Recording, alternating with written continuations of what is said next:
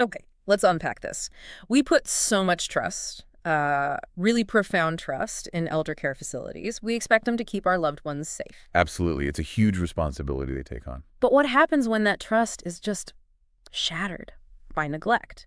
Today, we're doing a deep dive into a case, a really heartbreaking one, that exposed major failures in a nursing home.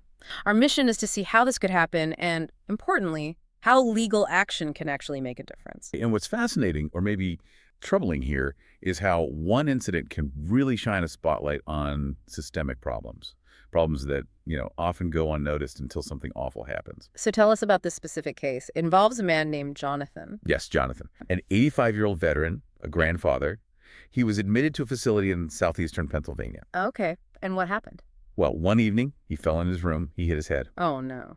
For an older person, a head injury is serious. You'd expect immediate medical assessment. You absolutely would. But that's not what happened. Instead, the staff made a decision. They moved him out to the lobby A lobby? Why? for periodic observation, apparently.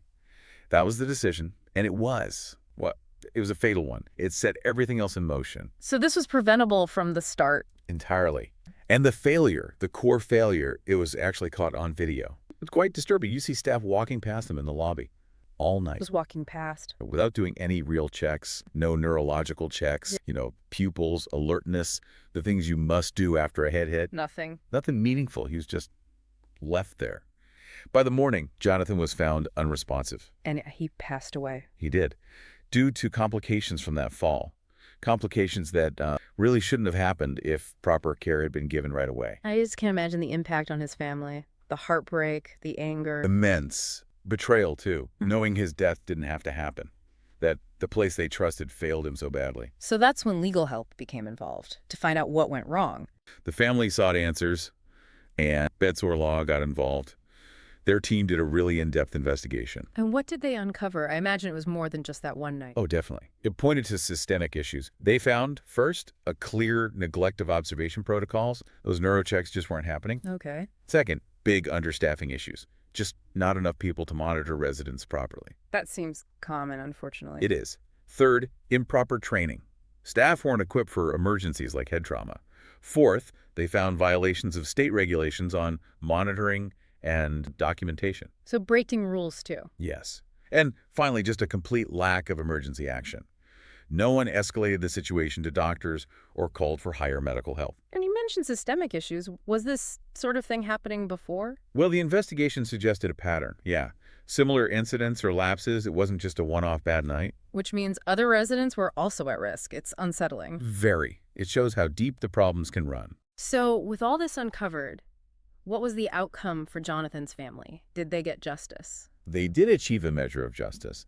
Thanks to the legal team's dedication, the family secured a settlement. A settlement? Yes, for $2.25 million. Wow. And, a settlement like this, it resolves the case without a long trial. But it's more than just the money. It's an acknowledgement of the family's devastating loss. And crucially, it holds the facility accountable for that negligence. Oh, it sends a message. Exactly. It shows that legal action, the kind Bedsore Law pursues, is a vital way to protect residents. It ensures there are consequences for these failures. It shows that, the law is there to help fight for justice in these situations. Right. My message seems clear. Elder care facilities absolutely must prioritize resident safety. If they don't, there are serious consequences.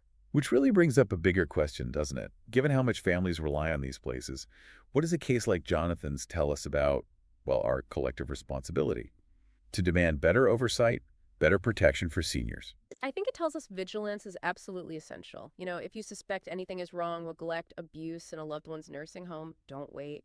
You need to take action. There are resources, firms like Bedsore Law, that are committed to fighting for justice. Protecting our elderly, it really takes ongoing diligence from all of us. We have to speak up to ensure they get the dignity and the care they deserve.